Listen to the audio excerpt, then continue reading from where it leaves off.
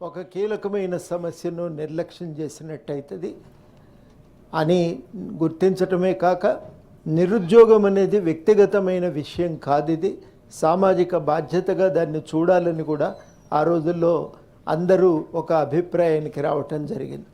అంతేకాకుండా మూడో అభిప్రాయం ఏంటంటే ప్రభుత్వ ఉద్యోగాల కల్పన చాలా కీలకం. ఎందుకంటే ప్రభుత్వ ఉద్యోగం అనేది ఒక వ్యక్తిగత అభివృద్ధికి సామాజిక అభ్యున్నతికి దారితీస్తుంది. కాబట్టి అట్లాంటి ప్రభుత్వ ఉద్యోగాలు చాలా కీలకం, వాటిని భర్తీ చేయాలి. అయితే కేవలం ప్రభుత్వ ఉద్యోగాల వల్ల సమస్యకు పరిష్కారం దొరకదు, బయట ఉపాధి కల్పన మీద దృష్టి పెట్టాలి. అందుకుగాను చిన్న సూక్ష్మ పరిశ్రమలకు ప్రాధాన్యతనివ్వాలి. తర్వాత కావలసినటువంటి నైపుణ్యాన్ని పిల్లలకు అందించాలి. ఇవన్నీ సాధించుకోవటానికి ఒక ప్రయత్నం జరగాలని విస్తృతమైనటువంటి ఒక ప్రచార నిర్ణయానికి వచ్చి ఆ నిర్ణయాలను విస్తృతంగా ప్రచారం చేయటం జరిగింది. ఆ తర్వాత దానిపైన సమస్య పరిష్కారానికి ఆందోళనలు కూడా జరిగినాయి. ఇవన్నింటి నేపథ్యంలోనే ఇవాళ వర్తమానాన్ని మనం చూడవలసిన అవసరం ఉంది. మరి అప్పటి ముఖ్యమంత్రి గారు సభలో 2014లోనే రాష్ట్రంలో 1,07,000 ఖాళీలను ప్రభుత్వం తక్షణం గుర్తించింది. ఆ ఖాళీల భర్తీ 3 ఏళ్ల లోపల పూర్తి చేస్తామని చెప్పి వారు సభలో ప్రకటించారు. కానీ ఆ ఖాళీల భర్తీ కూడా పూర్తి కాలేదు. ఇవన్నీ కూడా చాలా కీలకమైన సమస్యలు. రాష్ట్రంలో దాదాపు నాకు తెలిసి ఒక 170 మంది విద్యార్థులు యువకుల ఆత్మహత్యలకు ఇది కారణమైంది, దారితీసింది. వీటన్నింటి నేపథ్యంలో ఇవాళ మనం వర్తమానంలోకి రావాల్సి ఉంది. ఈ 1,07,000 ఉద్యోగాల్లో భర్తీ ఎన్ని చేసినరో అని మేము పదే చాలాసార్లు దాని గురించి ఆలోచన చేసినాం, లెక్కలు తీసినాం. లెక్కలు తీస్తే దాదాపు 10 సంవత్సరాల పాలనలో 81,617 ఉద్యోగాలు, సుమారుగా కొంచెం అటు ఇటుగా 81,617 ఉద్యోగాలు మాత్రమే భర్తీ అయినాయి. 2018 నుంచి 2022 దాకా ఒక్కటంటే ఒక్క నోటిఫికేషన్ రాలేదు, ఒక్కటంటే ఒక్క భర్తీ కూడా జరగలేదు. 2018 నుంచి నేను చెప్తున్నా 22 దాకా ఒక్కటంటే ఒక్క నోటిఫికేషన్ రాలేదు. మొత్తంగా 23లో నోటిఫికేషన్లు జారీ అయినాయి.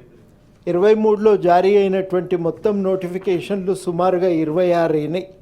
26 నోటిఫికేషన్లు 23లో జారీ అయితే అందులో 15 పరీక్షా పత్రాలు లీక్ అయినాయి. 7 పరీక్షలకైతే పరీక్షలు జరగకముందే ప్రశ్నాపత్రాలు లీక్ అయ్యాయి. ఇవన్నీ లీక్ కావటం చేత మొత్తానికి ఆ పరీక్షలన్నీ కూడా రద్దయిపోయాయి. జరిగిన మిగతా పరీక్షలు కూడా అది రకరకాలైనటువంటి కారణాల చేత, సమస్యల చేత ఆ పరీక్షల నిర్వహణ జాప్యం కావటం. మొత్తానికైతే 2వ దఫా బీఆర్ఎస్ అధికారంలోకి వచ్చిన తర్వాత ఒక్కటంటే ఒక్క ఉద్యోగాన్ని కూడా భర్తీ చేయలేకపోయారు. మరి ఈ నేపథ్యంలో ఇవాళ మనకు వాస్తవానికి ఖాళీలకు సంబంధించిన లెక్కలు పదే ముందుకొచ్చినాయి. ఆ రోజు పే రివిజన్ కమిషన్ వారు కూడా లెక్కలు తీసి చెప్పిండ్రు, దాదాపు 2 లక్షల ఉద్యోగాలు ఖాళీ ఉన్నాయని. కానీ ఆ ఉద్యోగాల భర్తీ కోసం ప్రయత్నం చేయలేదు. ప్రభుత్వమే 2వ దఫా మళ్ళీ ఒకసారి 2022లో ప్రకటన చేసింది. 89,000 ఉద్యోగాల భర్తీకి మేము ప్రయత్నం చేస్తామని కూడా అప్పటికే ప్రభుత్వం ప్రకటన చేసింది. ప్రకటన చేసినప్పటికీ కూడా ఆ ఉద్యోగాలు కూడా మళ్ళీ భర్తీ కాలేకపోయాయి.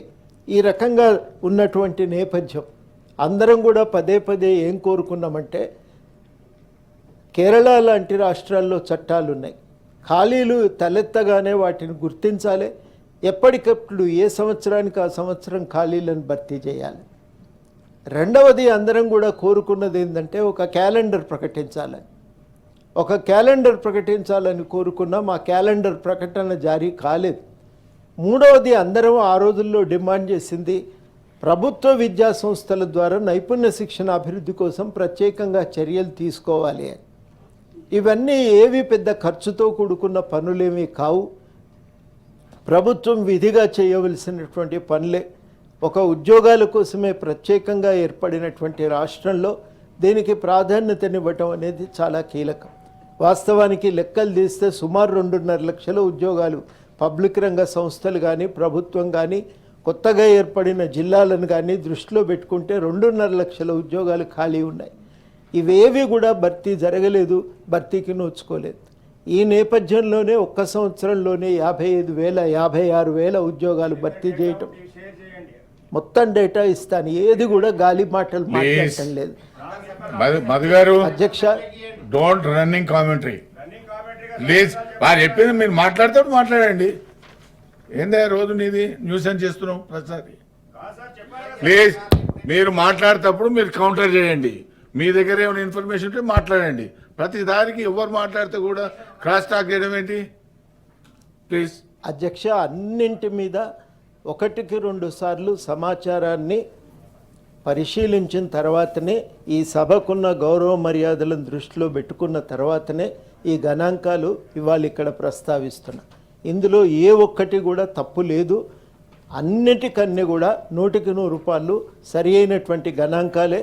దీనిపైన నేను అధ్యక్షుల వారి ముందు మొత్తం గణాంకాలు కూడా ఉంచుతాను. మీరు కావాలంటే వాటిని వెరిఫై చేసుకోవచ్చు. దాంట్లో ఇంకా అభ్యంతరాలకు తావు లేదు, అవకాశం కూడా ఉండదని నేను స్పష్టంగా ప్రకటించదలిచాను. చాలా కీలకమైన అంశం. చాలామంది పిల్లలు ఆత్మహత్యలు చేసుకున్నారు, సూసైడ్ నోట్స్ రాసి వెళ్ళిపోయినారు. తెలంగాణ లాంటి ప్రాంతాల్లో ప్రభుత్వ ఉద్యోగం అనేది చాలా కీలకం.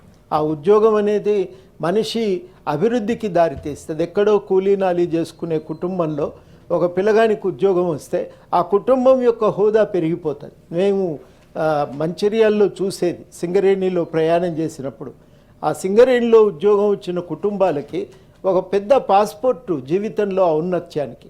వాళ్ళు పిల్లల్ని చదివించుకోగలిగారు, తల్లిదండ్రులకు మంచి ఇల్లు కట్టించగలిగారు, కొంత భూమి కొని వాళ్ళకు కూడా బతుకుదెరు అవకాశాలు పెంచగలిగారు. ఇది మామూలుగా సాధ్యమయ్యే విషయం కాదు.